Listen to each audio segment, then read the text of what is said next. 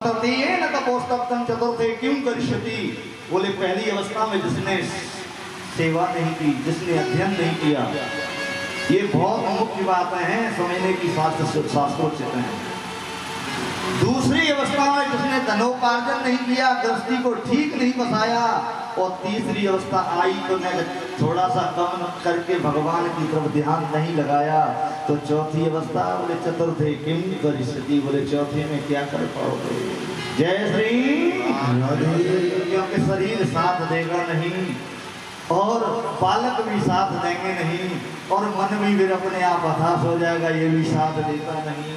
इसलिए सज्जनों, समय के अनुसार मोड़ लेना चाहिए, इसको कहते हैं। यहाँ पर जो है स्वयं उस भक्ति महारानी के आख्यान का वर्णन करते हैं, तो नारद जी कहते हैं, बोले ज्ञान वैराग्य को चेतना जा नहीं रही, हमने प्रयास किया। कई लोग कहते भी हैं जी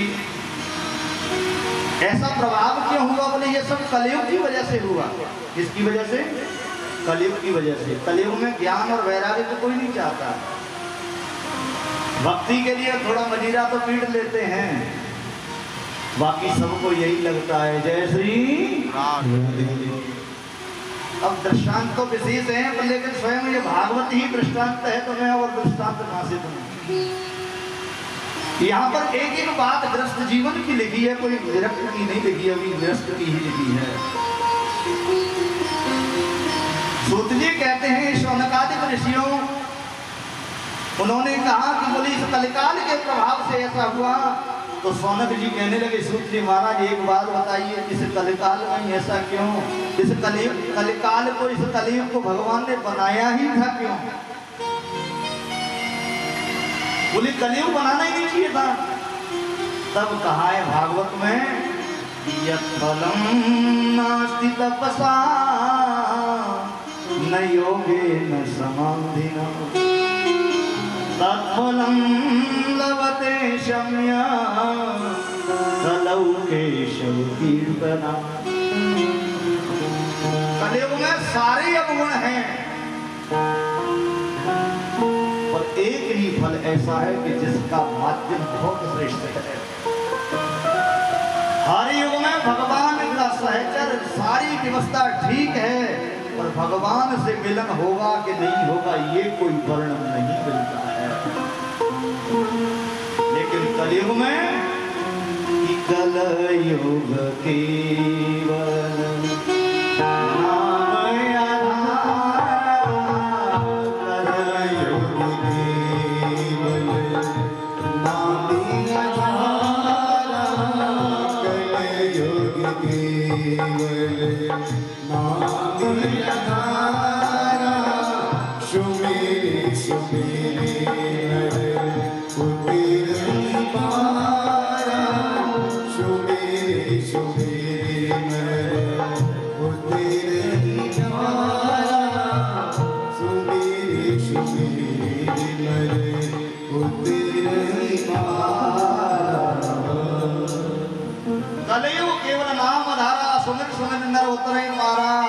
कलयुग केवल हरि गुण गाहा, और गावत नर पावै भव धाहा। बोले कलयुग में एक ही गुण विशेष है कि न तो भगवान का कीर्तन कर लिया, भगवान की ऐसी अल्लाह भक्ति जग गई और तुमने चिंतन कर लिया और शरीर चला गया, तो मुक्ति मिल जाएगी और भगवान का साक्षात्कार निश्चित हो जाएगा।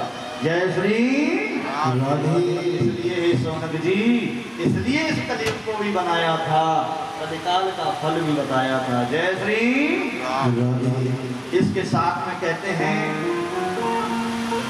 महाराज नारद जी ने गीता का पाठ सुनाया, वेद पाठ सुनाए, ज्ञान वैराग्य काफी पिलाने का कोशिश की कि कहीं न का जग जाए, और जगे भी और खड़े भी हुए और तुरंत विमूर्छित होकर गिर पड़े। अब शिष्य को कोई गुरु ज्योतिष का सहारा दे या किसी विद्या के सहारे से उसकी दृष्टि को अच्छी बनाए, और वो थोड़ा सा खड़ा हो फिर गिर पड़े, तो गुरु को भी कष्ट लगता है ना, उस ब्राह्मण को भी कष्ट होता है, कि उस पुरोहित को भी कष्ट होता है कि मेरा ये ऋण अब कैसे गिर गया भाई, इसको कैसे सुधारो। बस वही प्रतिज्ञा कर लेता है। ऐसे ही नारद जी ने प्रतिज्ञा कर ली कि अब तो इनका उद्धार करना ही है, और संसार में इधर उधर जाने लगे। ऐसा बोले संसार में चारों तरफ भटकने लगे। बोले भटकते भटकते कहाँ? बोले हे महाराज, आप कि इस विशालपुरी बद्री विशाल में मैं आप पहुंचा हूँ। बोले आपसे मुझे बड़ी शांति है, और इस संसार के लिए भी शांति का लाभ प्राप्त हो रहा है, और वही शांति का लाभ मुझे भी देने की कोशिश करिए।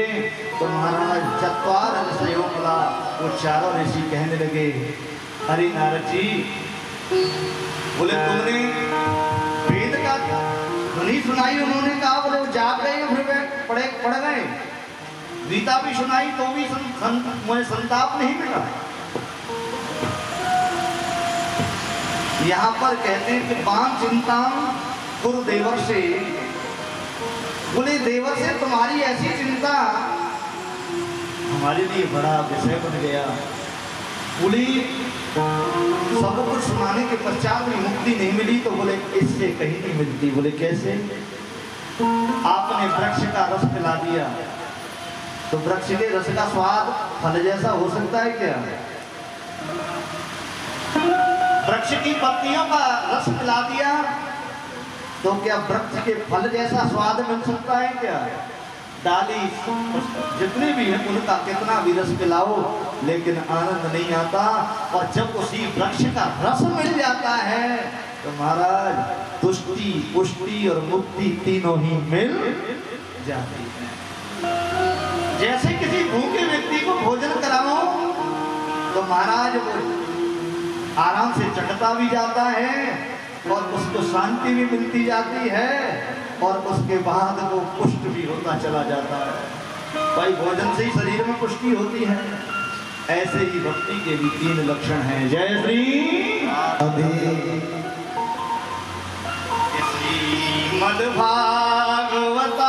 श्रीमद्भागवतालाप सतगीत शुका देवी। अरे नारद जी, बोले तुमको फल पिलाओ, फल खिलाओ, फल के माध्यम से पुष्टि होगी और मुक्ति भी मिलेगी और तुष्टि भी होगी। बोले वेद का रस क्या है, पुराणों का रस क्या है, शास्त्रों का सार क्या है? तो वो है श्रीमद्भागवत महापुराण। इस फल का पान कराओ तो निश्चित इस फल के पान करने से आपकी चिंताओं की लकीर खत्म हो जाएगी, और आपको जो है धन्य भी हो जाएंगे, और दूसरों को भी धन्य करा दोगे, और स्वयं भी मोक्ष जाओगे, और औरों को भी मोक्ष दिलाओगे। जय श्री राधे। यहाँ पर महाराज तो उन्होंने कहा, बोले महाराज अब क्या देरी, क्या किया जाए? बोले कोई बहुत वगैरह कैसे क्या? बोले चलो सदा सेव्या श्रीमद्भागवती कथा। ये श्रीमद्भागवत कथा के लिए तो कोई चिंतन करने की जरूरत नहीं है। निष्काम, आपकी कोई कामना नहीं है अपनी, आप दूसरों के लिए निष्काम, दूसरों का हित करने के लिए। तो बोले सकाम के लिए मुहूर्त होते हैं, और निष्काम के लिए कोई मुहूर्त की भी जरूरत नहीं होती है। यहाँ पर कहते हैं कि निष्काम बिन सत्संग विवेक न होई, और राम कृपा बिन सुलभ न सोही। भगवान की कृपा जब प्राप्त होती है, जब सत्संग होता है, और उन महामुनियों का आज सत्संग मिला, तो भगवान की कृपा होने की तैयारी होने लगी। जय श्री। उन्होंने कहा, बोले चलिए, बोले सुंदर कथा का कार्यक्रम प्रारंभ किया जाए। तो कहते हैं यहाँ पर सबसे पहले कथा हुई हरि क्षेत्रम पर, हरि के पास आनंद नाम के तट पर कथा हुई। अब आनंद तट तो कुछ तो कह देते हैं सुप्रताल ही है, क्योंकि हमारे देवाचार्य जी भी ऐसा कहते हैं, और वैसे हरि क्षेत्र हरिद्वार को कहते हैं। हो सकता है कि हरिद्वार से लेकर के सुप्रताल कहीं तो हुई होगी। जय श्री राधे। और वैसे शुभ धाम ही श्रेष्ठ है, सुप्रताल को ही श्रेष्ठ कहा गया, वहीं पर ये कथा हुई। जय श्री राधे। महाराज जैसे ही कथा का उद्घोष होगा, निमंत्रण पत्र आजकल ये सेल फोन और ये है अमिताभ पत्राचार्य, पहले तो ये ऐसे ही जाते थे, महीनों तैयारी करनी पड़ती, पर यहाँ का निमंत्रण तो तार था। अंतरंग वाणी, अंतरंग हृदय का ही निमंत्रण पत्र था। उस भक्ति और विज्ञान वैराग्य के लिए भी निमंत्रण जाने लगा। अनेक जैसे ही ऋषि पधारने लगे उस कथा में, भृगुर वशिष्ठ च्यवनश्च गौतमः वेदांत देवल देवरातौ, पूरे पराशर महायोगी पराशर भृगु वशिष्ठ च्यवन गौतम वेदांत देवल इत्यादि ऋषि पधारने लगे। जिस कथा में अनेक ऋषि पधारे हैं वो कथा कितनी दिव्य हुई होगी। रामस तथा गाद सुतश्च साकलो, जिसमें स्वयं जमदग्नि महाराज जिनका धाम रेणुका धाम ये रुनकते में है, या रुनकता में रेणुका धाम कहते हैं ना, यही परशुराम जी के पिताजी जो जमदग्नि का आसन भी बताया है, ऐसा शास्त्रों का लेख है। उन्हीं को कहते हैं कि गादी सुतश्च, वो गादी सुत भी वहां भी पधारे जमदग्नि इत्यादि। जैसे कथा तो एक व्यक्ति ने प्रारंभ कराई, पर इतने जितने भी लोग आए हैं तो आपकी श्रद्धा और भक्ति से ही आए हैं। अपने आपका निमंत्रण पत्र नहीं, प्रेम रूपी निमंत्रण पत्र से दुनिया अपने आप किसने लग जाती है। ऐसे ही यहाँ पर पधारे सभी। महाराज कथा प्रारंभ होने लगी। सनक सनंदन सनातन उस बालू की टीला बना कर उसी पर आसन लगा करके और बैठ गए। जय शक्रो नमः शक्ता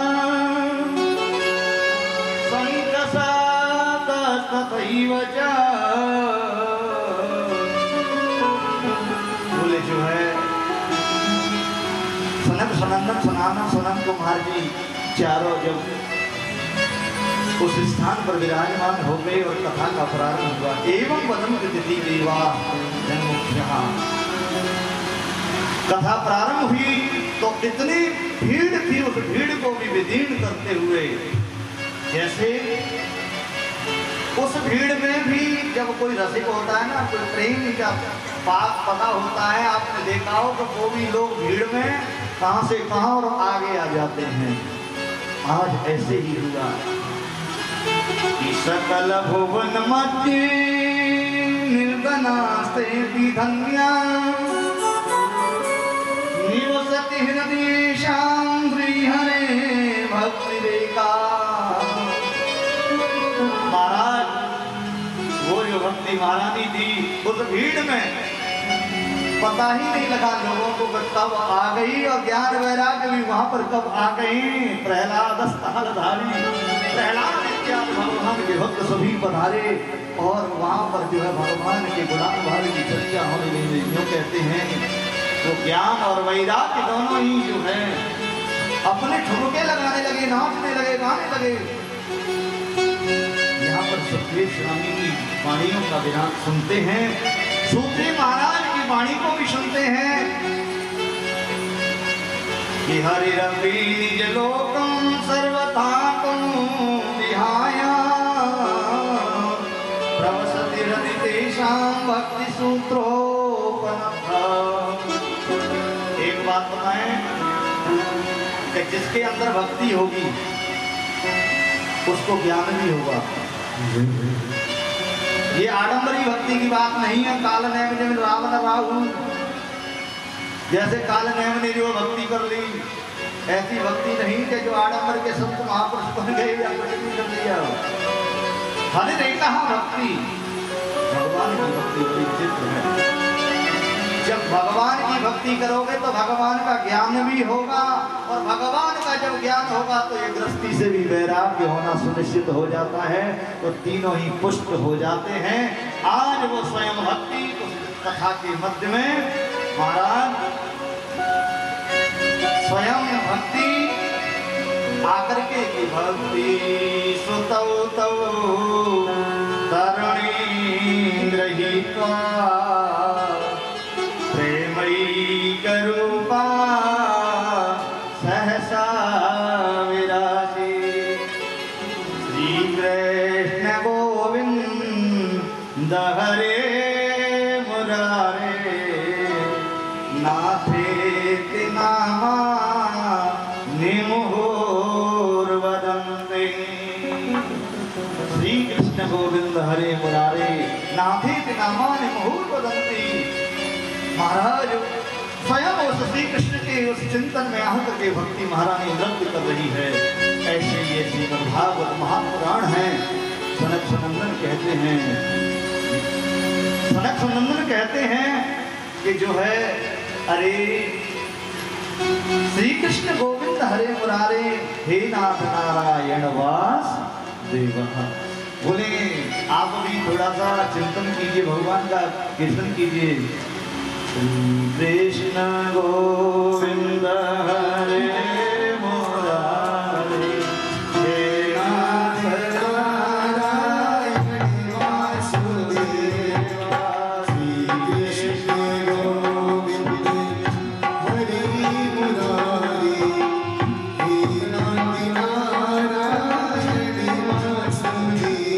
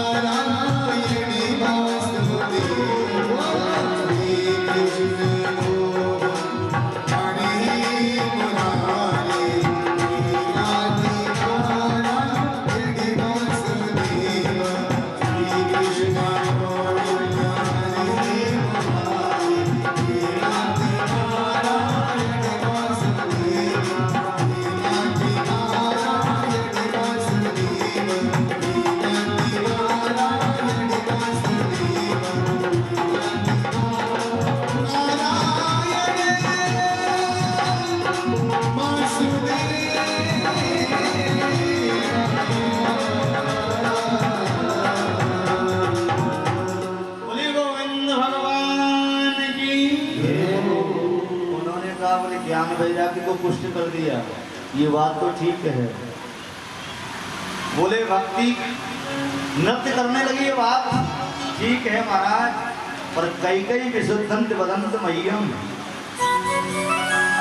आपका ये श्रीमद् भागवत महापुराण है, बोले इसके माध्यम से कोई और भी तरह है क्या? इस कलिकाल के जीव भी तरह हैं क्या? क्योंकि ये तो सतयुग की बात है। तब यहाँ कहते हैं ये श्रीमद् भागवत महापुराण वो है। सोनक जी कहते हैं और सूत जी कहते हैं सोनकादि ऋषियों से, और जो है सनक सनंदन सनातन जी कहते हैं नारद जी से। ये मानवा पापकृतस्तु सर्वदा सदा दुराचार्यता विमार्गगा क्रोधाग्निदग्धा कुटिलाश्च कामिना सप्ताह यज्ञेन कलौ पुनन्ति ते। जो सत्ता सुनता है ना, ये मानवा पाप कृतस्तु सर्वदा, भागवत जी के समक्ष पैर नहीं पसारे जाते हैं। आपको तकलीफ है तो ऐसे हो जाइए, ऐसे हो जाइए, कष्ट निवारण भी करना चाहिए शरीर का। लेकिन भागवत जी के सामने ठाकुर जी को पैर दिखाओगे, जय श्री राधे। बोले ये मानवा पाप कृतस्तु सर्वदा, जो मनुष्य क्रोध की अग्नि हो और जिसने जिंदगी में पाप के अलावा कोई और कार्य किया ही नहीं हो, सदा दुराचार रता विमाता, जिसने जीवन में दुराचार के अलावा कोई शुभ काम किया ही नहीं। क्रोधा निरग्धा कुटिलाश्च कामिना, जिसकी क्रोध की अग्नि बहराती हो, जिसमें सब कुछ भूल गया हो, कौन बड़ा है कौन छोटा है वो मर्यादा भी खत्म कर दी हो। कुटिलाश्च कामिना, जितना भी कुटिल लोग होते हैं दूसरों की बुराई पे बुराई करते रहते हैं, दूसरों के लिए विपरीत करते रहते हैं, कोई मतलब नहीं है। अपने घर में हम सुखी हैं पर दूसरा सुखी हमसे ज्यादा दिखाई दिया तो ये कैसे गिरेगा। अरे तुमको क्या मतलब, ठाकुर जी की कृपा है वो अच्छा है, तुम भी अच्छे हो, लेकिन तुम दूसरे को दुखी देखना चाहोगे तो तुम भी दुखी हो जाओगे। जय श्री। यहाँ पर जो है कुटिलाश्च कामिना, कितना भी कामी पुरुष हो जिसने पाप किए हों महाराज इनको नरक ही मिलता है, पर लेकिन सप्ताह यज्ञ न कलौ तो नंदते, जिन्होंने श्रीमद् भागवत महापुराण की सप्ताह का पारायण सुन लिया हो, कथा श्रवण कर ली हो, तो वो जीवन से मुक्त हो जाता है। ये निश्चित श्रीमद् भागवत कहती है। जय श्री। बोले कैसे कि अत्र ते कीर्तिष्यामि इतिहास पुरातनम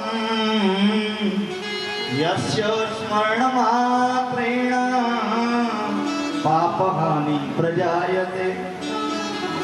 एक बहुत बढ़िया दृष्टांत दे रहा हूं। सूत जी कहते हैं सौनकादि ऋषियों से, और सनंदन जी कहते हैं नारद जी से। एक इतिहास सुनाता हूं कि अभूत पत्तन मत्तम, एक अभूत पत्तन नाम की नगरी थी, और महाराज उस अभूत पत्तन नगरी नाम में एक पंडित जी रहते थे जिनका नाम था आत्मदेव। क्या नाम था? आत्मदेव। जो भगवान का सदा दर्शन करने वाले, आत्मदेव उसी को कहते हैं कि आत्मा दिव्यति देवा आत्मदेव, जिसकी आत्मा में भगवान प्रतीत ही होता हो वही आत्मदेव है। और वैसे भी गोस्वामी ने कहा है ना कि ईश्वर अंश जीव अविनाशी चेतन अमल सहज सगुरासी। जब ईश्वर के अंश हैं तो भगवान मई तो हैं हम कौन से अलग हैं। सोने का टुकड़ा अलग हो जाता है तो क्या वो सोना नहीं कहलाया जाता है? सोना ही कहलाया जाता है, पर लेकिन ज्यादा गढ़ करके तैयार हो जाता है तो उसका नाम सोना नहीं रहता है, फिर तो कुंडल है, झुमकी है, फलाना है, ढीका है। सोने का टुकड़ा बने रहना है तो भगवान की तरफ ध्यान रखना, और न कभी कोई चीज जोल्ट हो गई तो वही नाम दूसरा बदल जाता है। जय श्री। उस अभूत पत्तन नगरी में आत्मदेव पंडित जी बहुत बढ़िया थे, लेकिन उनकी धर्मपत्नी जिसका नाम था धुंधली। क्या नाम था? धुंधली, जो धुआं कर करके स्वयं जलती थी और दूसरों को जलाती थी, स्वयं भी अग्नि बनी रहती थी और दूसरों को भी अग्नि से जला डालती थी। ऐसी क्रोध अग्नि जिनका नाम धुंधली था। महाराज लोकवार्ता क्रूरा प्रायसो बहुजल्पिता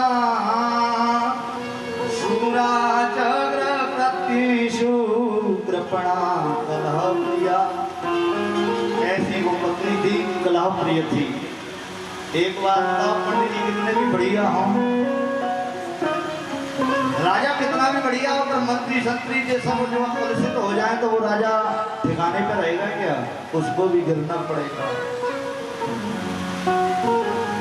उनकी जो है कलह के पापों के माध्यम से आज पंडित जी के यहाँ भी बड़ी व्यवस्था होने लगी। बगीचे भी सूख गए, घर में तुलसी का वृक्ष भी सूख गया, और स्वयं के भी कोई संतान होती नहीं है। जब संतान नहीं होती है तो दुनिया मुंह देखना भी मुनासिब नहीं समझती है। महाराज आत्मदेव को अंदर ही अंदर गिलानी होने लगी, मैंने धर्म के अलावा कुछ भी नहीं किया, लेकिन आज संसार के लोग मुझसे मुंह फेरते हैं। आत्मदेव ने कहा कि इससे तो संसार से शरीर को ही छोड़ देना चाहिए, संसार को ही छोड़ देना चाहिए। जब संसार में पुत्र भी नहीं हो, बगीचे भी सब सूख साफ गए, जिसकी हरियाली खत्म हो गई वो जीवन में रह करके करेगा ही क्या। महाराज वो आत्मदेव सूजी कहते हैं सोनकालिक ऋषियों अपनी आंख दाह करने के लिए चल दिया, अपने आप को मारने के लिए चल दिया। नदी के किनारे जा रहा, प्राणों की आहुति देने के लिए तैयार होता है, इतने में वहां से सामने से संत आ जाते हैं। संत ने कहा बोले कहाँ मरने की स्थिति में जा रहे हो, क्या है तुम्हारा मन ठीक नहीं है, दिमाग ठीक नहीं है क्या? क्या इस नदी में ही डूब करके मरोगे, गिर के ही मरोगे? उन्होंने कहा बोले महाराज मैं मरना ही चाहता हूँ। बोले क्यों मरना चाहते हो? कथम रोदस विप्रत्वम गाते चिंता बलियसी, हे ब्राह्मण देवता क्यों रो रहा है और क्यों अपने आप को नष्ट करने की चेष्टा कर रहा है? पदत्तम सत्वरम मह्यम स्वस्य दुःखस्य कारणम, बोले अपने दुख का कारण मुझे बताइए ना। यहाँ पर कहते हैं कि उन आत्मदेव जी ने अपना वृत्तांत बताया। बोले महाराज मैंने तो भगवान की कृपा से सब कुछ प्राप्त किया, लेकिन आज ऐसा समय आ गया मेरी तो समझ में नहीं आता है। बोले मेरे हरे भरे बगीचे सूख गए, तुलसी सूख गई, गाय पालता हूं तो गाय भी बांझ हो गई, उसके भी बच्चा नहीं हुआ। जब बोध होने लगा मेरी भी कोई संतान नहीं हुई, तो ऐसे संसार और ऐसे ग्रस्त जीवन में रहने का फल ही क्या, इसलिए मर जाना ही चाहिए। इसलिए मरने के लिए आया हूं, आपने पहचान लिया। जय श्री एकदम महाराज संत ने कहा कि मुंचा ज्ञानम प्रजारूपम बलिष्ठ कर्मणो गति विवेकं तो समासाद्य यद संसार बंधना। इसलिए महाराज इस संसार के बंधन से मुक्त होना चाहता हूँ। तो उन्होंने कहा बोले तुम संसार में फंसे हुए हो तो हम भी तुमको संसार से मुक्त करना चाहते हैं। क्या रखा है बेटा बेटी में, क्या रखा है बस्ती में, क्या रखा है बगीचों में, बागानों में? एक दिन तो सब यहीं पड़े रह जाएंगे। अरे कुछ भगवान का भजन करो। बोले आप भगवान के भजन की कहते हो? जिसके जीवन में एक हरियाली एक बेटा पैदा नहीं हुआ हो वो भगवान का भजन करें? भगवान ने मुझे दिया ही क्या है तो मैं भगवान का भजन करूँ? मैं तो मरना चाहता हूँ। महाराज मरने की जैसे ही बात कही संत ने कहा बोले पंडित जी आप इस गृहस्थी में फंस करके फिर भी भगवान को भूल रहे हो, फिर भी गृहस्थी चाहते हो। अरे भगवान ने तुम्हें तो सुकृत किया है कि तुम गृहस्थी में फंसो ही मत, भगवान का कृपा मानो। 1 2 4 बच्चे हो जाते हैं, बच्चों वालों से पूछो कैसे उनके सिर फूटते हैं, कैसे कष्ट होता है उनको, फिर भी तुम गृहस्थी चाहते हो। उन्होंने कहा गृहस्थ सरसो लोकम पुत्र पौत्र समन्वित। पंडित कहने लगे कि गृहस्थी का सार यही है कि बेटा बेटी होना चाहिए, और मेरे बेटा बेटी नहीं होंगे तो मैं भगवान को भजूंगा, मैं तो शरीर को नष्ट करूंगा। महाराज पंडित जी से कहने लगे, संत बोले एक बात बताऊं, वैसे तुम्हारी इच्छा है मरने की, लेकिन फिर भी मैं रोक रहा हूं। लेकिन तुम चाहते हो बेटा बेटी, और एक बात तो सुनो, बोले तुम बेटा बेटी चाहते हो, पर मैं तो ये देख रहा हूं अपने योग बल से, ज्ञान बल से, तप बल से कि 7 जन्मावधि तब पुत्रो नहीं बचा, नहीं बचा। ये पंडित जी 7 जन्मों तक तुम्हारे बेटा नहीं है, बेटा बेटी कोई नहीं है।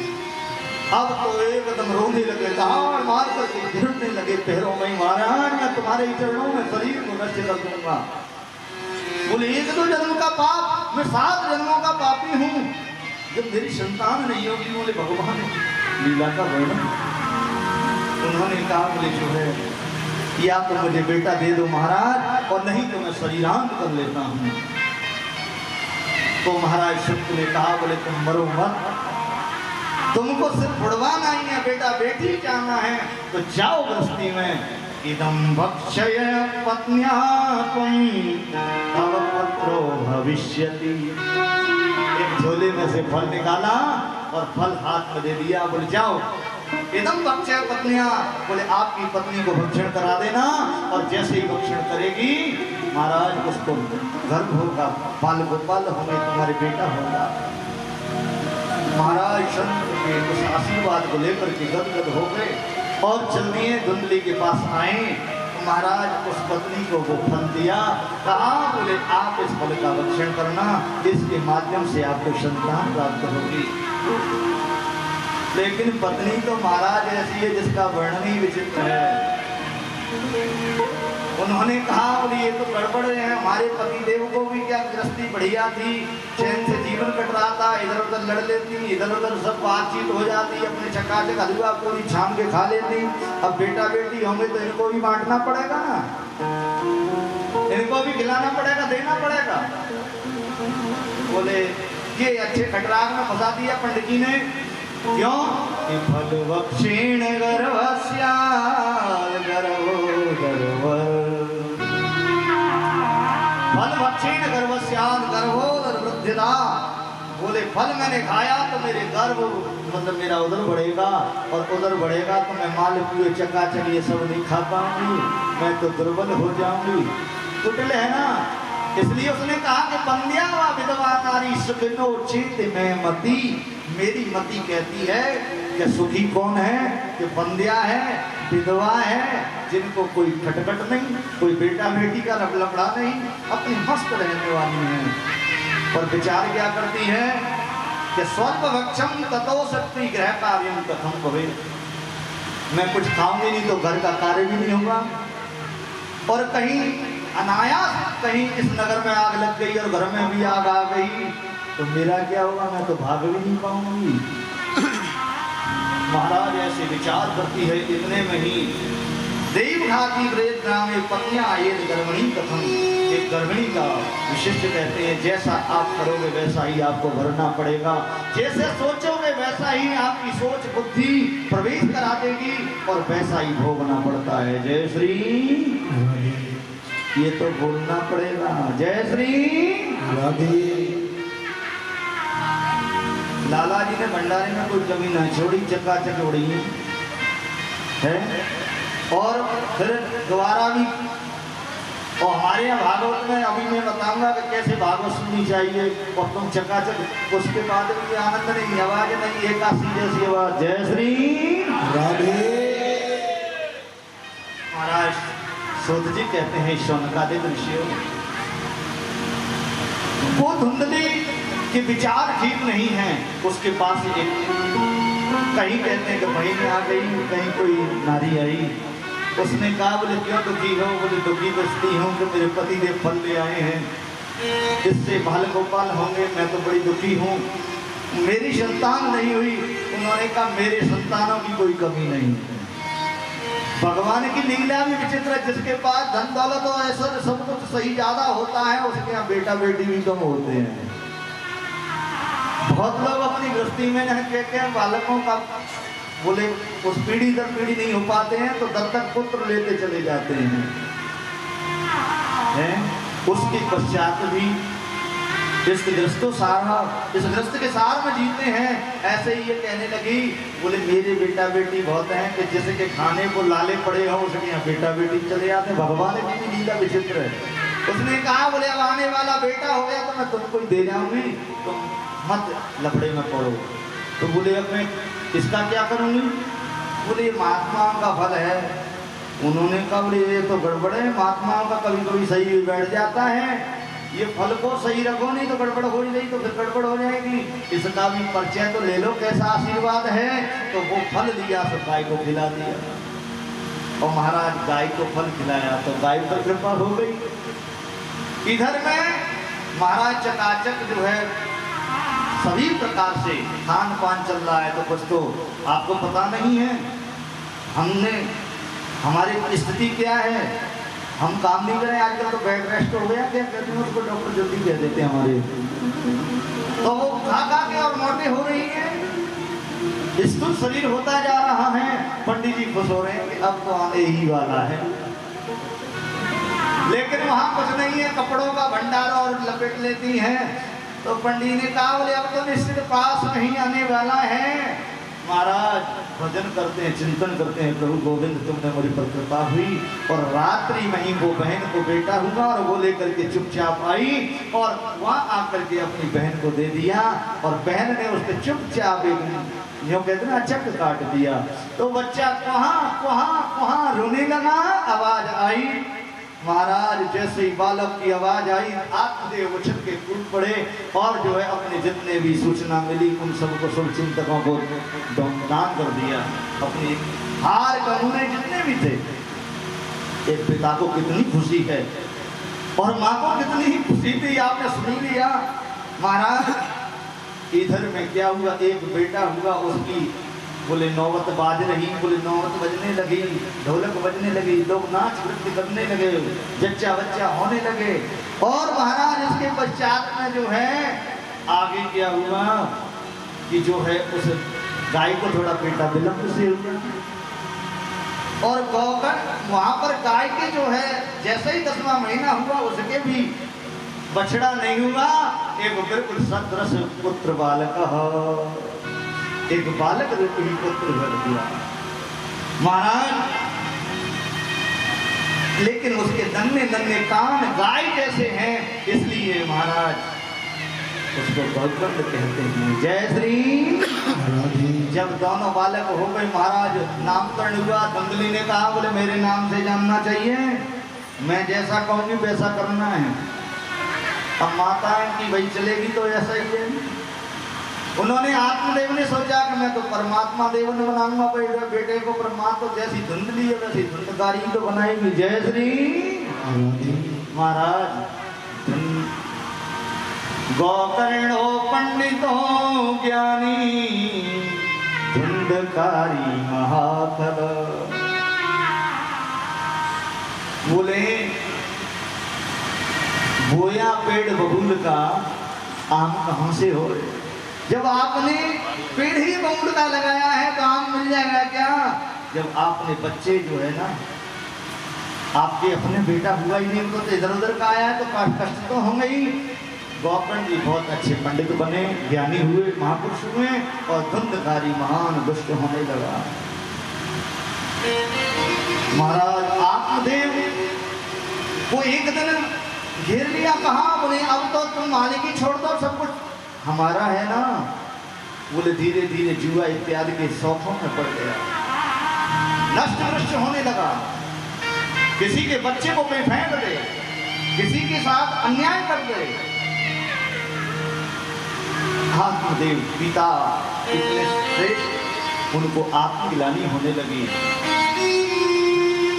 और आत्मग्लानि ऐसी हुई कि रात में विचार करने लगे कि मैं संसार में आया था। बोले महात्मा ने सही कहा था कि बेटा कभी भी कुछ सही साथ नहीं देता है, वो तो सिर ही फोड़ता है। अब आज सिर फोड़ने वाला भी समय आ गया।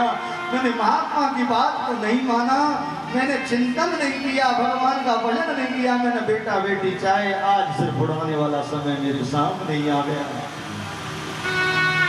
बहुत दुखी होने लगे आत्मदेव।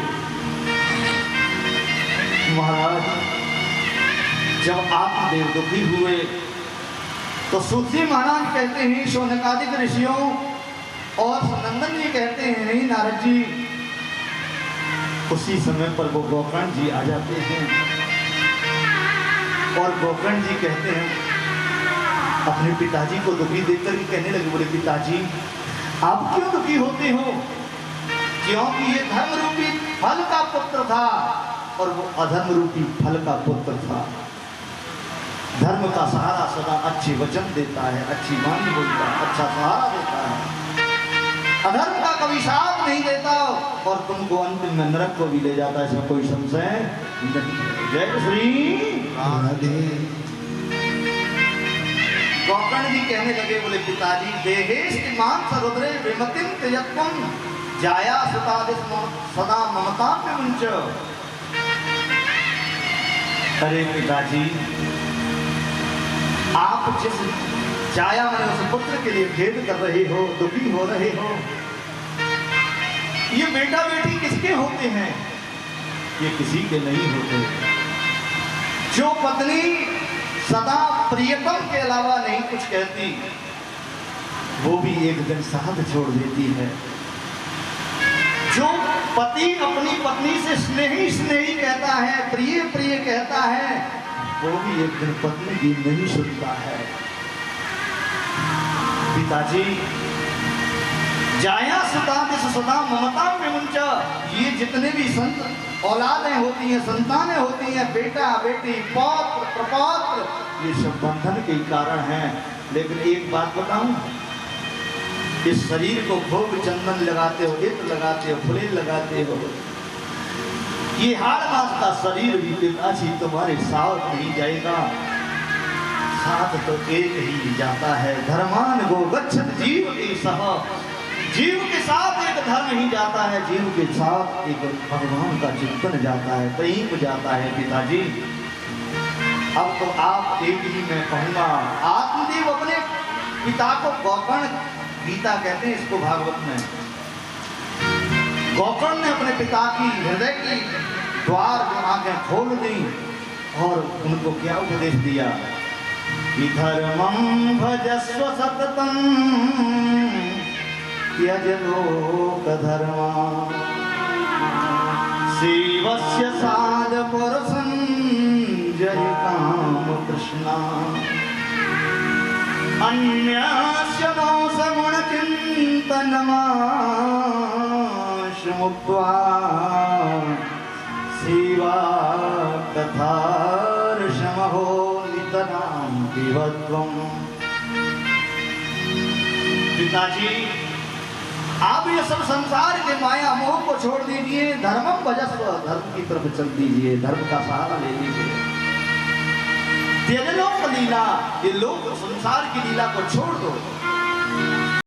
सेवस्य साधु पुरुषं जय काम कृष्णा, साधु पुरुष सज्जन पुरुषों का संग करो और उनकी सेवा करो।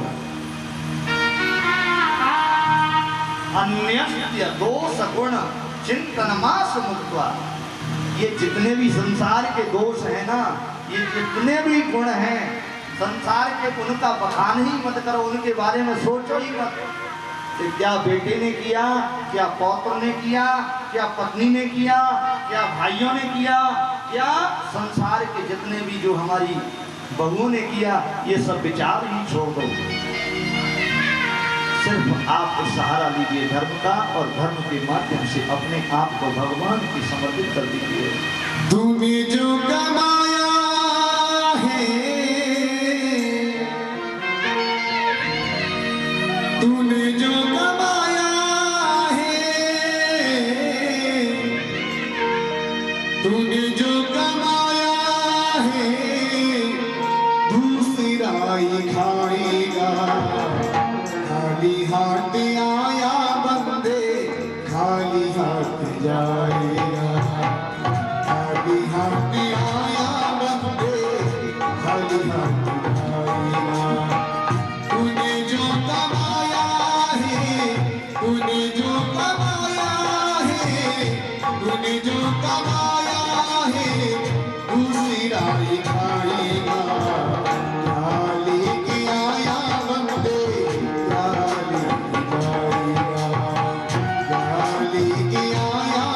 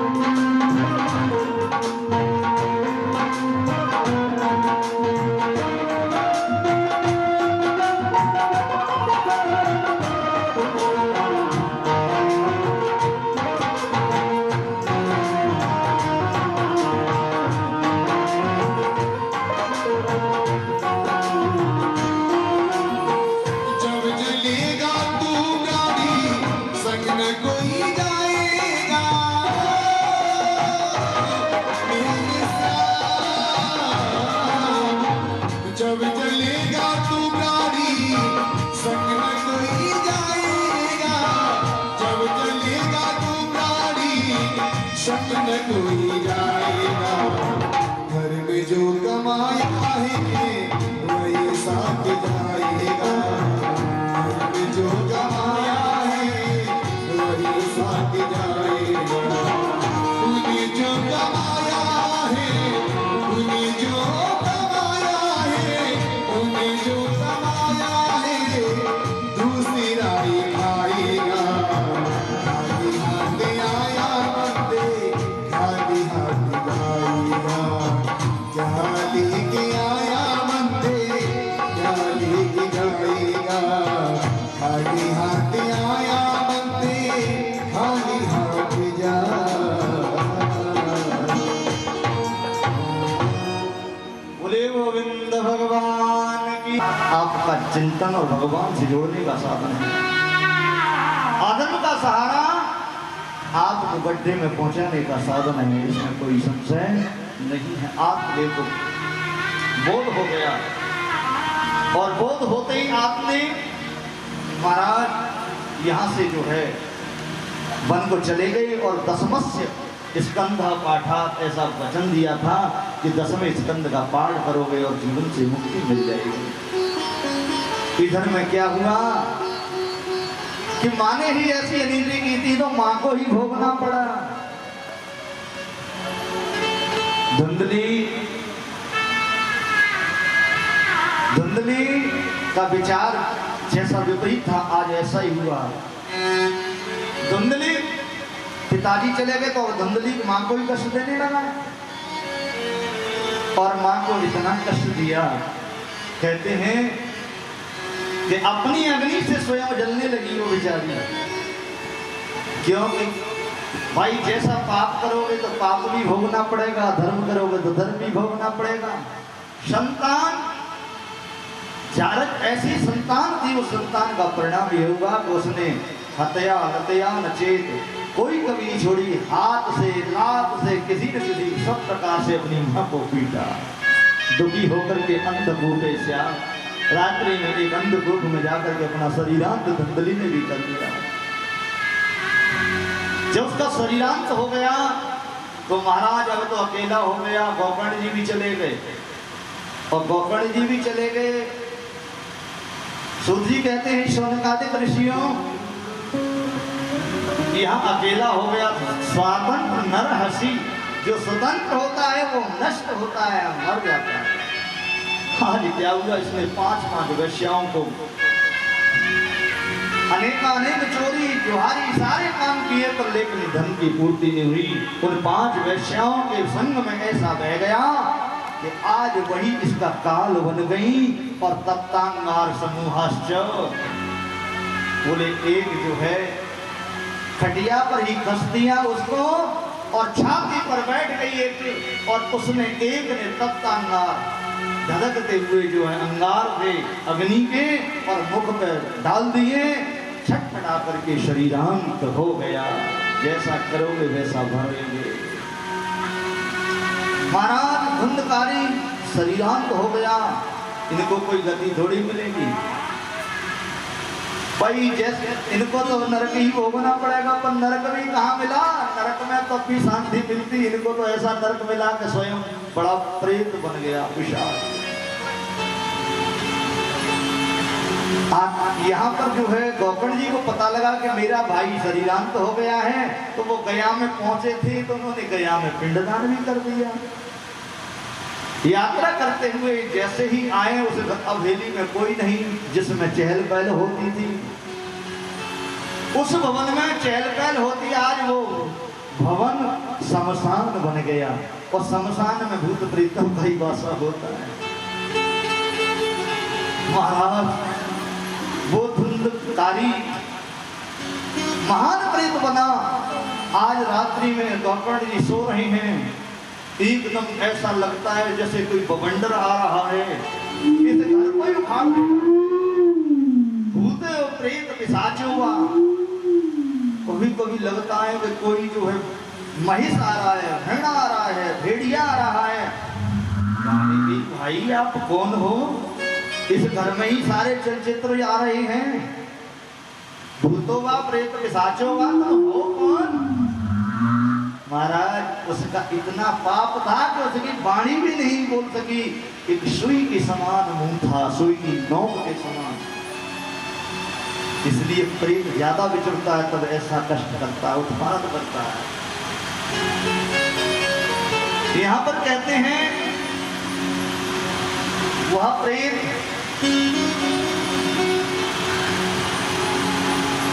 कि उस लीला को देख करके गोकर्ण जी कहने लगे, बोले भैया अब तो आप जो है बोलो तो सही कुछ, पर बोलने की सामर्थ्य आप तभी बोले ना। उन्होंने एक जो है चिल्लू में जल दिया, गायत्री मंत्र से अभिषिक्त किया और उस पर जैसे ही छींटे लगाए, महाराज वही क्या कहता है जो कभी भाई को भाई नहीं समझता, आज वही कहने लगा कि अहम राता धुंधकारी नामत स्वकीयेनैव दोषेण ब्रह्मत्वं नाशितं मया। स्वकीयेनैव दोषेण ब्रह्मत्वं नाशितं मया। अरे भैया मैं कोई और नहीं हूँ, मैं तुम्हारा वही भाई हूँ जो धुंधकारी था। आज वही मैं प्रेत बन करके आपके सामने उपस्थित हूँ। मेरा कल्याण करो, मुझे बचाओ, मुझे इससे मुक्ति दिलाओ, मेरा छुटकारा कराओ, नहीं तो मैं ऐसे ही बवंडर मचाता रहूंगा। महाराज भूत प्रेतों से दुनिया घबराती है, गोकर्ण जी को भी पूर्ण निद्रा नहीं है। जल्दी भोर में खड़े हुए और कहा, बोले तेरे लिए उपाय करूंगा। आज वो चरताप करने के लिए संसार में जा रहे हैं, जिन महामुनियों के पास जाते हैं, जहाँ भी जाते हैं सबसे उपाय पूछते हैं, लेकिन कोई मार्ग नहीं मिलता है। तो यहाँ पर जो है स्वयं अपने तप बल से जो है स्वयं सूर्य को रोक लिया और भगवान भास्कर से ही संवाद होने लगा। उन्होंने कहा, मेरा भाई जिसको मैंने गया में भी श्राद्ध किया, सब कुछ किया, लेकिन उसकी मुक्ति नहीं हुई और बहुत भयंकर प्रेत बना है, उसका कल्याण कैसे हो, क्या करूं? तो भगवान भास्कर बोले सूर्यदेव कि श्रीमद् भागवतान मुक्ति सप्ताह वाचनम कुरु। अरे गोकर्ण जी, आप अपने भाई की मुक्ति दिलाना चाहते हो, देना चाहते हो, तो श्रीमद् भागवत का आलाप कीजिए, कथा कहिए और 7 दिन का क्रम से उनको सुनाइए, निश्चित ही उनका कल्याण हो जाएगा। गया के श्राद्ध से उसकी मुक्ति नहीं हुई, कोई बात नहीं, इसमें कथा तो बहुत है। वास्तव में उनका भाई नहीं था, और जब वास्तव में भाई नहीं था तो एक बात बताओ, ये लिखा अन्यतरः रक्त दोषः, यदि किसी अन्य रक्त के दूसरे व्यक्ति को आप पिंडदान दोगे, श्राद्ध करोगे तो उसको नहीं लगेगा, अपने ही वंशज को लगेगा। तभी कहते हैं कि वंशज की सब कुछ सहन करना पड़ता है। पुत्र की सहन शक्ति इसलिए करनी पड़ती है कि वो पिंडदान करता है, आपको नरक से उद्धार दिलाता है। पुण्णाम नरपुत्रायते पुत्रः, इसलिए पुत्र की याचना करते हैं। लेकिन यहाँ पर जो है अपने भाई के लिए श्रीमद् भागवत की व्यवस्था की, और उस अभूतपूर्व नगरी में ही महाराज स्वयं श्रीमद् भागवत महापुराण का जो है वाचन, आसन लगाकर के वाचन हुआ। अब वो बेचारा भटकता आया, कहाँ है? उसको क्यों प्रेत वायु रूप में होता है, उसको कोई जगह नहीं मिली। तो कहते हैं 7 ग्रंथि वाला बांस जो है वो लगा हुआ था, उसी में जो है वो प्रवेश कर गया। प्रथम दिन कथा हुई, प्रथम भेदन हो गई, धीरे धीरे 7वां दिन की कथा हुई और 7वां ग्रंथि चटक फट गया। महाराज जब हृदय की 7 ग्रंथियां विद्या, अविद्या, लोभ, मोह, मत्सर, ईर्षा, ये सब हमारी ग्रंथियां खत्म हो जाती हैं तो आज भी बांस फट जाएगा, और जे रह जाते हैं तो फिर नहीं पड़ता है। जय श्री राधे। यही 7 गांठें ऐसी हैं कि जिनके मारे हम तड़पते रहते हैं। कहीं लोभ हो जाएगा, कहीं मोह हो जाएगा, कहीं ईर्षा आ जाएगी, राग से कोई ना कोई विद्या विद्या कुछ भी हो सकता है। महाराज यहाँ सप्तग्रंथि का भेदन, वो कौन जो धुंधकारी का आज उसका रूप बदल गया। कहते हैं के दिव्य रूप धरो जाता तुलसी दाम मंडिता पीतवासा घन श्यामो मुकुटी कुंडलान्विता। जी कहते हैं कि वो दिव्य रूप चतुर्भुज भेष रूपी एक सुंदर पालकी में बैठ करके आया, अपने भाई को प्रणाम किया। धन्य हो तुम जैसा भाई मुझे मिला, तुमने प्रेत रूप में मेरा उद्धार कर दिया, मेरा जीवन मुक्त कर दिया। गौकर्ण जी कहने लगे भैया कौन हो? बोले मैं वही धुंधकारी हूँ जो प्रेत बना और प्रेत बन करके तुम्हारी कृपा से आज मैं मुक्त हो रहा हूँ। ये चतुर्भुज मेरे को रूप मिला है, वैकुंठ का धाम मिला है, ये आपकी कृपा है। और आपके साथ क्योंकि भागवत की कृपा तो आपने ही की। बोले ये कहते हैं गौकर्ण जी के भाई धुंधकारी ने कहा कि धन्या भागवती वार्ता प्रेत पीड़ा विनाशनी। ऐसी धन्य है वो श्रीमद् भागवत महापुराण की कथा जो प्रेत पीड़ा से भी मुक्ति दिला दे।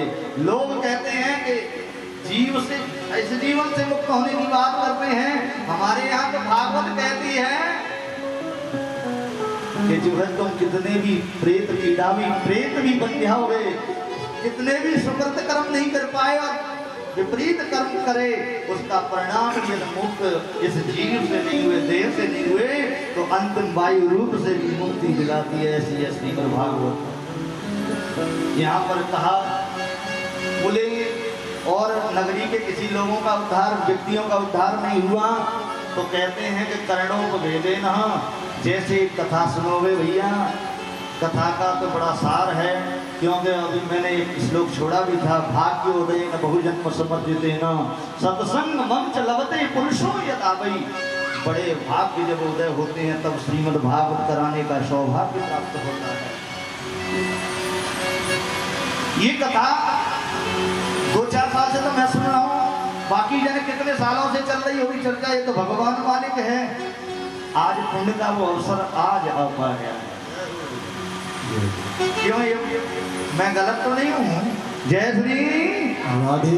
तो बड़े भाग्य जब उदय होते हैं तो कहीं ये भागवत कराने का सौभाग्य प्राप्त होता है। और एक ही जन्म जन्मांतरों के हमारे यहाँ तो गोस्वामी ने ये भी कहा कि बड़े भाग्य मानुष तन पावा और सुर दुर्लभ सदग्रंथन गावा। बड़े भाग्य से ये प्राप्ति होती है। और ग्रंथों का वर्णन करते हैं यहाँ पर, ये शरीर भी बड़ा दुर्लभ है, क्योंकि शरीर से ही मुक्ति मिलती है और शरीर छूट जाता है तो महाराज मुक्ति मिलना मुश्किल है, दूसरे के द्वारा ही मुक्ति मिलती है। आज यही हुआ। अत्रैव बहवा सन्ति श्रोतारो मम निर्मला।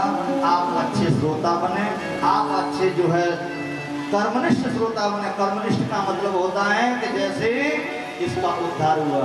ये नहीं है कि मैंने कथा कराई दी, मनोरंजन कर लिया, पंडित ने खूब गीत गाए, बढ़िया सुनी, कोई पूजा पाठ से मतलब नहीं, कोई का धर्म कर्म से मतलब नहीं, और मनोरंजन की तरह सुन ली तो बस तुम मनोरंजन में ही कथा चली जाएगी, मुक्ति नहीं मिल पाएगी। जय श्री राधे। इसलिए कहते हैं कि श्रवणस्य विभेदेना, इसलिए कथा सुनो, चित्त को लगा के सुनो, मन को हृदय को रोक करके सुनो।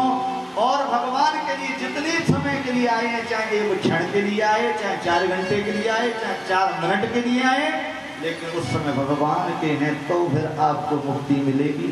परिवार में कटर ने तुम सरकियो, न तो तुम जइयो, तुम ये करियो, तुमने पेड़ा बनवाओ। आज नाश्ते में बढ़िया नहीं बना था, व्यवस्था ठीक नहीं थी, प्याज जी अच्छे नहीं है, पंडाल व्यवस्था ठीक नहीं है, बोले कतर में 4 घंटे चले गए तो मुक्ति किसको मिलेगी? मुझे तो तुम्हें। जय श्री राधे। एक आसन से बैठोगे और इस तरीके से कथा सुनोगे तो तुम्हारा भी कल्याण होगा इस वाणी से। लेकिन चलो आसन कलयुग है, नहीं जीत पा रहे हो तो कम से कम मन को तो रोको। वहाँ हलवा पूरी में ही ध्यान है, 7 बजने वाले हैं, आरती होने वाली है, बोले अब तो चकाचक लाला जी ने बनवाई दिया होगा। जय श्री। ये सब विचार आएंगे तो मुक्त नहीं हो पाओगे। विचार जब आपका 4 घंटे भगवान के लिए आपने निश्चित निकाले हैं तो भगवान के हो गए तो आपका कल्याण निश्चित है।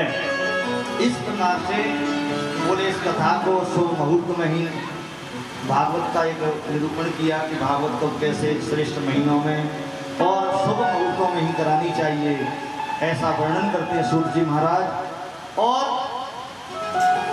विरक्त हो वैष्णव हो विप्र हो, कोई विरक्त हो वैष्णव हो विप्र हो ब्राह्मण हो, ऐसे वक्ता पर ही कथा कराएं सुने।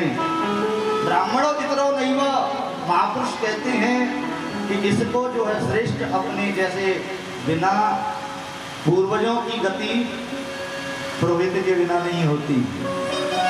हर कार्य में हम पुरोहित की चाहना करते हैं, ऐसे ही कथा की गति भी उसी से प्राप्त होती है कि कम से कम संस्कृत के 18,000 श्लोक हमारे कान में नहीं जाएं तो 18 से तो चले जाएं।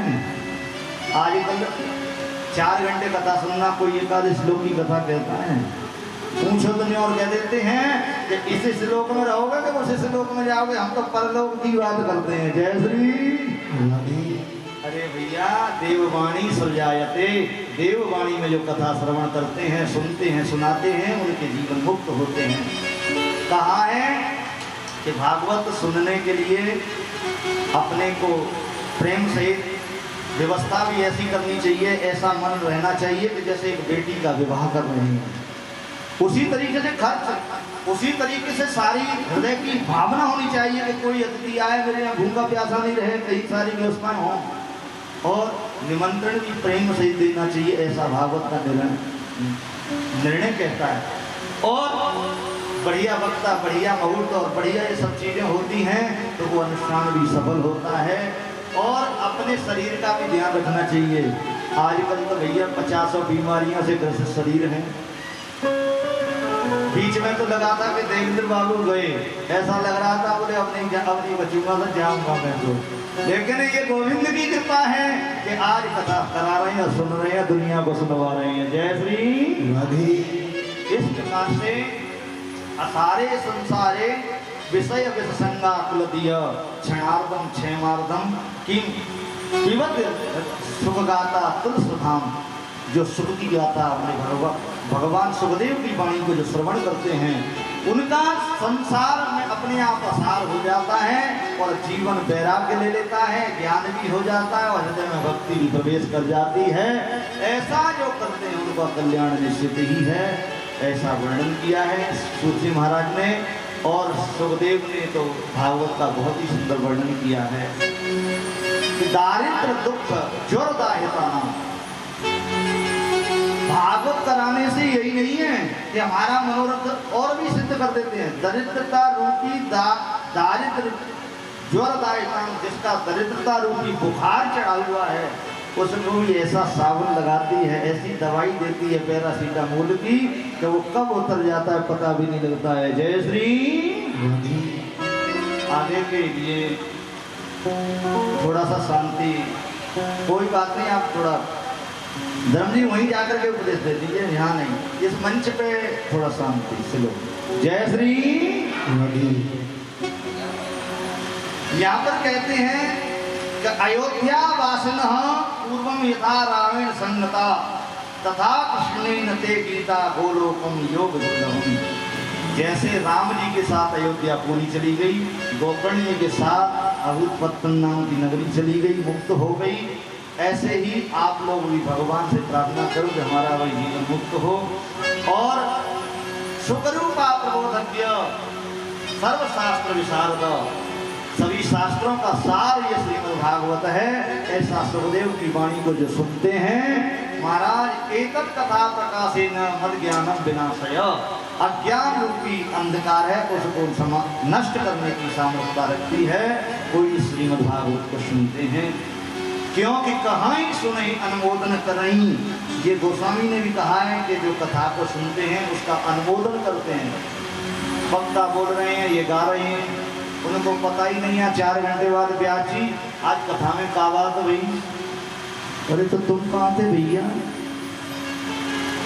4 घंटे में हम पूछें तो क्या आपको कौन सी कथा अच्छी लगी, वो तो अच्छी बात है, और वो हमसे पूछ रहे हैं बोले कथा कौन सी हुई बताओ, 4 घंटे में आप कहाँ थे? जय श्री।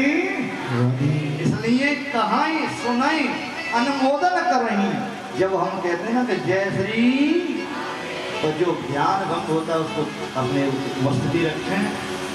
इसलिए ननर्तम मध्य त्रिकमेकम तत्र भक्त्यादिकानम तेजसाम अलौकिकम कीर्तनमेतदीक्ष्य हरिं प्रसन्नो विभजता। भगवान का जो है अनुराग, भगवान में व्यक्ति का अनुराग हो जाए और भगवान की लीलाओं का जो हृदय में प्रवेश हो जाए, भगवान के कीर्तन में व्यक्ति अपनी विभोरता ले आए, चिंतन करता रहे, उसका निश्चित कल्याण होगा। ऐसा श्रीमद् भागवत स्वयं गर्जना करती है और इसके श्रवण करने से आगे के लिए बहुत सुंदर एक रूप है। लेकिन जन्माद्यस्य इत्यादि की कल ही शुभारंभ करेंगे और उससे आगे की कथा में पढ़ेंगे। आज हमने आगे प्रवेश किया तो फिर 7 बजे नहीं होगी, 7:30 ही बज सकते हैं। इसलिए आइए 1-2 मिनट भगवान का भजन बड़ा प्रेम सहित सुने और गाएं और स्वयं भी आनंद लें, और उसके बाद पश्चात आरती भोग प्रसाद लेकर के सभी लोग जाएं। और कल से सटीक 3 बजे से पहले ही आप उपस्थित हों और 3 से 7 का ध्यान रखें। 4 घंटे पूर्ण रूप में समय से आते रहिए, समय से जाते रहिए और हरि गुण गाते रहिए। जय श्री राधे। बड़ी मस्ती में हूँ मैं, बड़ी मस्ती में हूँ, जब से भागवत में तू आई मैं बड़ी मस्ती में हूँ। अच्छा ये बताइए बाकी बैठ के कौन कौन भक्त दीवाने दोनों हाँ तालियों की सेवा करते हुए मेरे साथ गए। जब से भागवत में तू आई मैं बड़ी मस्ती में हूँ, जब से भागवत में तू आई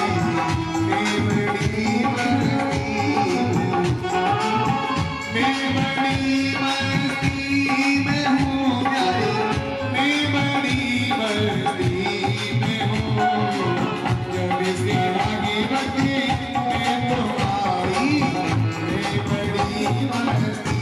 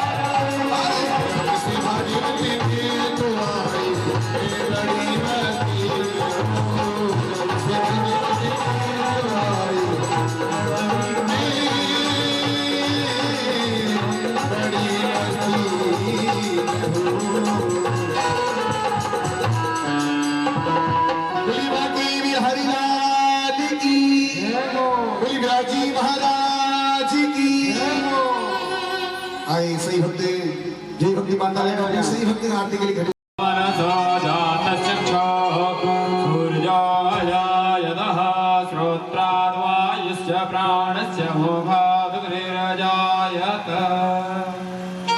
जय श्री हरि। मन में बसा की तेरी मूर्ति उतारो में गिरिधर तेरी आरती।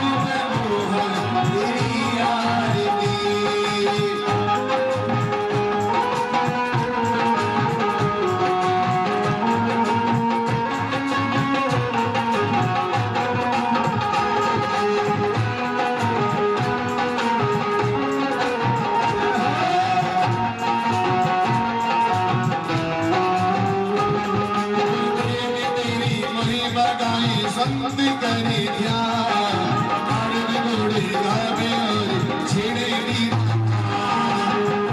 तेरी महिमा गावे संत करे ध्यान ताड़ी घोड़े गावे और छेड़े दी भक्ति तेरी गावे कर रही पुकार भक्ति तेरी गावे कर रही पुकार दास दया शंकर तेरी गाए आरती नैन साथी तेरी मोरती उतारू मैं मोहन तेरी आरती भक्ति तेरे द्वार कर रही पुकार भक्ति तेरे द्वार कर रही पुकार दास दया शंकर तेरी गाए आरती मैं बसाऊं तेरी मूर्ति उतारो मैं मोहन तेरी आरती उतारो मैं मोहन तेरी आरती उतारो मैं मोहन तेरी आरती उतारो मैं मोहन तेरी आरती उतारो मैं मोहन उतारो मैं मोहन तेरी आरती उतारो मैं मोहन तेरी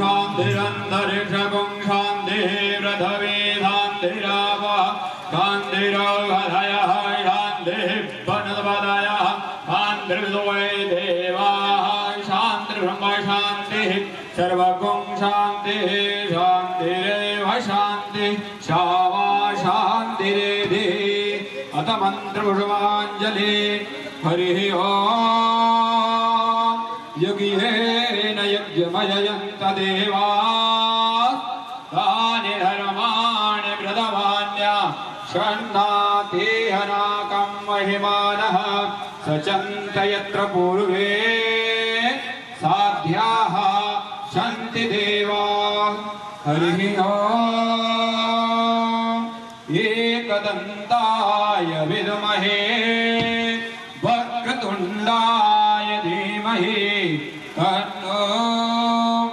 दन्ते प्रचोदयात् हरिः ओम् नारायणाय विद्महे वासुदेवाय धीमहि तन्नो श्रीविष्णुः प्रचोदयात् हरिः ओम् महालक्ष्म्यै च विद्महे विष्णुपत्न्यै च धीमहि तन्नो लक्ष्मी प्रचोदयात् हरिः ओम् नन्दनन्दनाय विद्महे यशोदानन्दनाय धीमहि तन्नो श्रीकृष्णः प्रचोदयात् सेवन्ते कावकुलचम्पकवाडलाब्जे पूर्णागयादि करवीररसालपुष्पे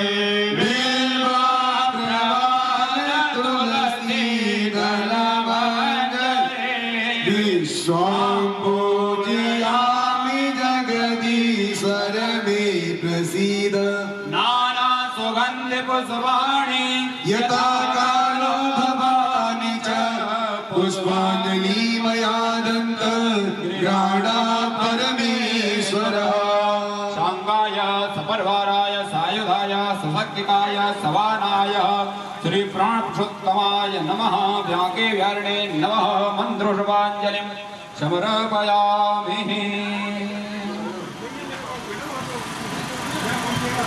बोले भागवत भगवान की जय हो बोले वृंदावन बिहारी लाल की जय हो श्याम रामचंद्र की जय हो पवन सुत हनुमान जी महाराज की जय हो शंकर भगवान की जय हो गिरिराज धरण की जय हो सुखदेव जी महाराज की जय हो व्यासी महाराज की जय हो धर्म की जय हो धर्म की जय हो अधर्म हो, अधर्म का नाश हो, प्राणियों में सद्भावना हो, प्राणियों में सद्भावना हो, विश्व का कल्याण हो, सत्य सनातन धर्म की जय हो, सतगुरुदेव भगवान की जय हो, आज के आनंद की जय हो, धर्म सम्राट पूज्य स्वामी कृपात्री जी महाराज की जय हो। जय जय श्री राधे। श्याम। सभी आरती लेंगे और प्रसाद भी लेंगे। ही जाएगा एक फल एक मिठाई, एक मिठाई।